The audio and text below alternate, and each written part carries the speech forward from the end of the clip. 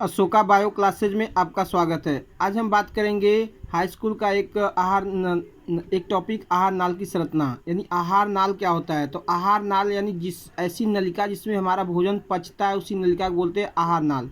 आहार नाल जो होता है लगभग 8 से 10 मीटर लंबी होती है। अत्यधिक मुड़ा हुआ संरचना होता है जो मुख गुहा से लेकर गुदा तक फैली हुई संरचना होती है। यानी मुख गुहा यहाँ पर होगा, यहाँ से लेकर गुदा तक फैली हुई यही मुड़ी हुई नलिका को ही बोलते हैं यहाँ पर आहार नाल। आहार नाल में क्या कौन से भाग आएंगे, तो यहाँ पे होगा मुख गुहा। मुख गुहा में क्या होता है, आपका जिह्वा होता है, लार ग्रंथियाँ होती है और दांत होता है।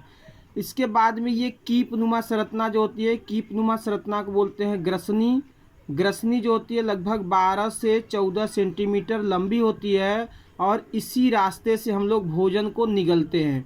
ये भोजन जाने का और वायु जाने का एक कॉमन रास्ता होता है। यानी एक ही रास्ते से, इसी रास्ते से वायु भी अंदर प्रवेश करता है और भोजन भी प्रवेश करता है। तो जिस रास्ते से भोजन अंदर प्रवेश करता है, मुख गुहा से अंदर जाता है, उसको बोलते हैं ग्रसनी। ये कितनी बड़ी होती है, तो 12 से 14 सेंटीमीटर लंबी।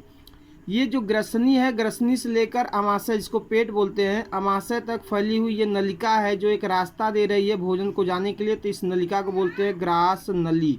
ग्रास नली ये जो होता है ये 20 सेंटीमीटर से 25 सेंटीमीटर लंबी होती है। इसके बाद ये अगला भाग जो है ये थैलीनुमा संरचना दिख रही है, इसको बोलते हैं अमाशय। अमाशय जो होता है ये कैपिटल जे आकार की संरचना होती है और जो लगभग 25 सेंटीमीटर लंबी होती है। इसके बाद ये अमाशय के बाद यहाँ से शुरू हो जाते हैं आंत। तो ये जो सब मुड़ी हुई संरचना है आंत होता है। इसी आंत में एक छोटा आंत होता है, एक बड़ा आंत। तो छोटी आंत में ये आता है ग्रहणी, मध्यांत और शेषांत्र। मध्यांत और शेषांत्र क्या आते हैं, ग्रहणी, मध्यांत और शेषांत्र छोटी आंत में आते हैं।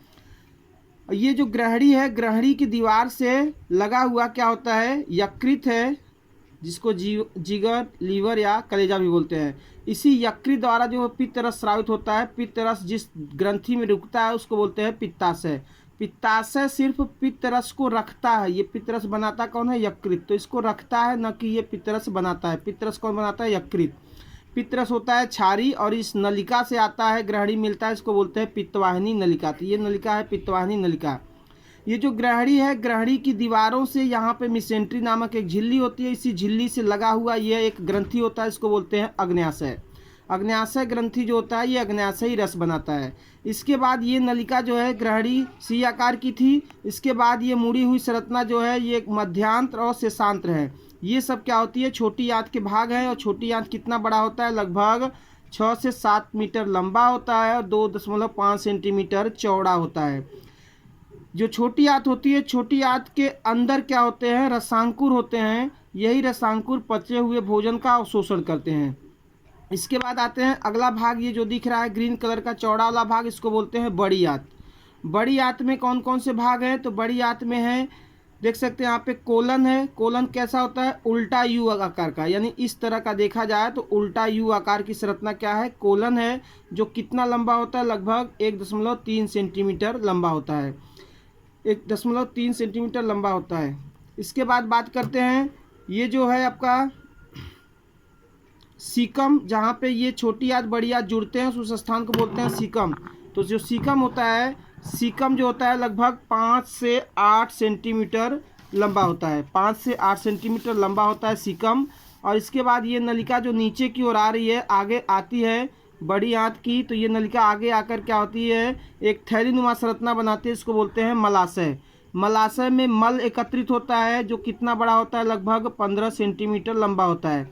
और इस आहार नाल का आखिरी जो भुजा है उसको बोलते हैं गुदा। आखिरी भुजा को क्या बोलते हैं, गुदा बोलते हैं। और ये जो गुदा होता है, इसी से क्या होता है कि मल का निष्कासन होता है। और ये देखिए जहाँ छोटी आंत बड़ी आंत ज्वाइंट हो रही है, यहीं पे एक छोटी सी अंगुली जैसी संरचना होता है, उसको बोलते हैं कृमि रूप प्रशेषिका या वर्मी फार्म अपेंडिक्स। ये अवशेषी भाग होता है।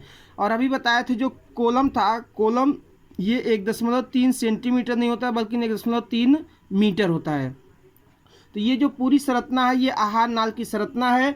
और ये आहार नाल की संरचना आपका डायग्राम जितनी बार जब से एनसीईआरटी लगा हर बार बोर्ड एग्जाम में पूछता है, तो आप समझ सकते हैं ये कितना इंपॉर्टेंट टॉपिक है। तो इस वीडियो को ज़्यादा से ज़्यादा आप लाइक करिए, शेयर करिए, दोस्तों सब्सक्राइब कीजिए। धन्यवाद।